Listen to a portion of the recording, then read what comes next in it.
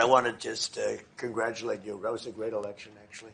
We were watching it with interest, and I think Canada chose a very talented person, a very good person, because we spoke before the election quite a few times.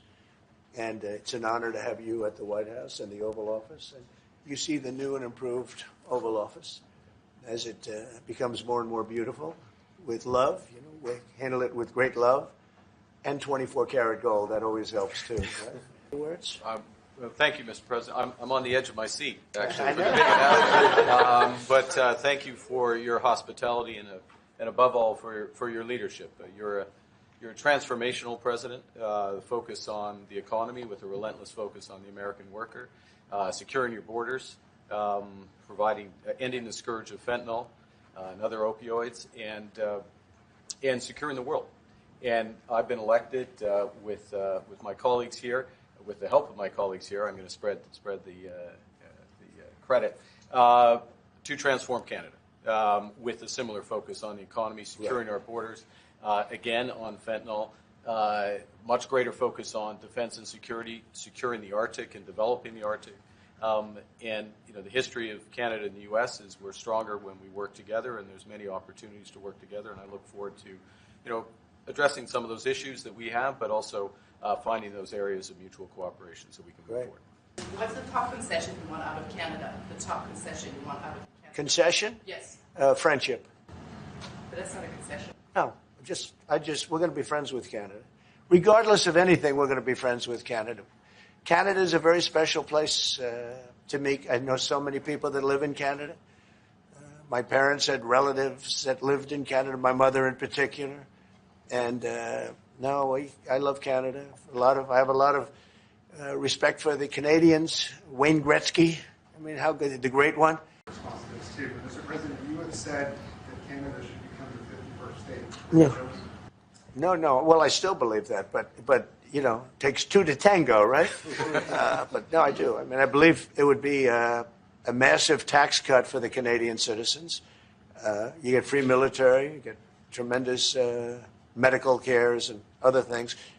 There would be a lot of advantages, but it would be a massive tax cut. And it's also a beautiful, as a real estate developer, I'm a real estate developer at heart. When you get rid of that artificially drawn line, somebody drew that line many years ago with like a ruler, just a straight line right across the top of the country. When you look at that beautiful formation when it's together, I'm a very artistic person. But when I looked at that beauty, I said, that's the way it was meant to be. But, I do feel it's much better for Canada. But we're not going to be discussing that unless somebody wants to discuss it. I think that there are tremendous benefits to the Canadian citizens, tremendously lower taxes, free military, which honestly we give you essentially anyway because we're protecting Canada if you ever had a problem. But I think it would really be a wonderful marriage because it's two places that get along very well. They like each other a lot. Well, if I may, as you know from real estate, there are some places that are never for sale. That's true. We're sitting in one right now, Buckingham Palace that you visited as well. That's true. And having met with the owners of Canada over the course of the campaign last several months, it's not for sale, won't be for sale ever. But the opportunity is in the partnership and what we can build together. And we have done that in the past. And part of that, as the President just said, is with respect to our own security. And my government is committed for a step change in our investment in Canadian security and our partnership. And I'll say this as well, that the President has revitalized international security, revitalized NATO, and us playing our full weight in NATO, and that will be part of it. And they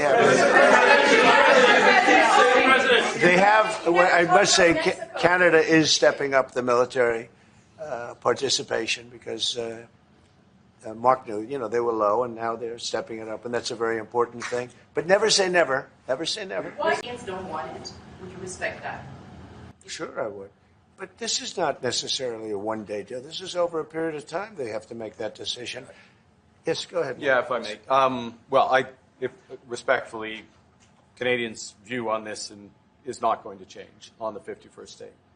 Secondly, we are the largest client of the United States in in the totality all the goods. So we are the largest client in the United States.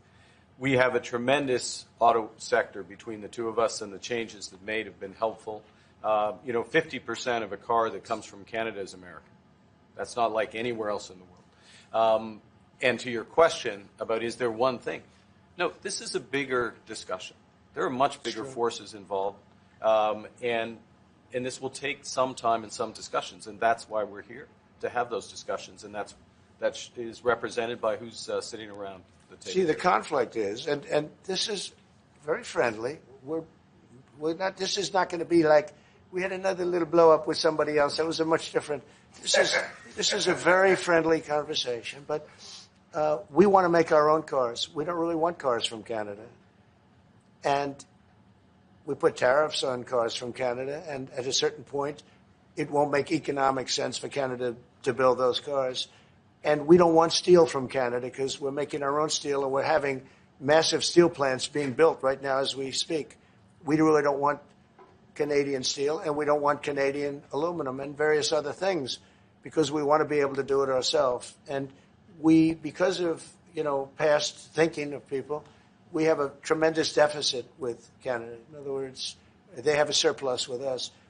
And there's no reason for us to be subsidizing Canada. Canada's a place that will have to be able to take care of itself economically. We had some very good news last night. The Houthis have announced that they are not, or they've announced to us at least, that they don't want to fight anymore. They just don't want to fight. And we will honor that. And we will stop the bombings. And they have capitulated, but more importantly, we will take their word. They say they will not be blowing up ships anymore. And that's what the purpose of what we were doing. So that's just news. We just found out about that. So I think that's very, very positive. They were knocking out a lot of ships going, as you know, sailing beautifully down the various seas.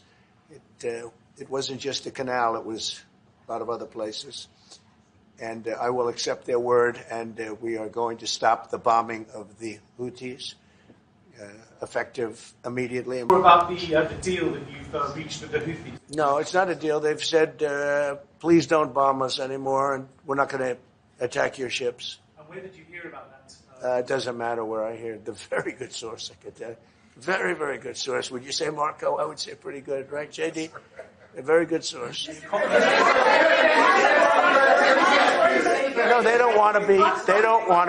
They don't want to be bombed anymore. I sort of thought that would happen.